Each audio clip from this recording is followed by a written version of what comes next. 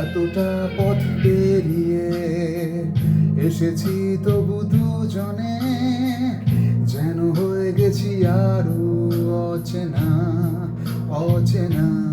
আর স্বপ্নেরা তবু খুঁজে যায় জীবনের শেষ সীমানায়, আছে কি রাখা বাঁচার ঠিকানা ঠিকানা। আরো একবার চলো ফিরে যাই, পাহাড়ের ওই বুকেতে দাঁড়াই, আকাশের হাত ছানিতে সারা দিই কি হবে না ভেবে।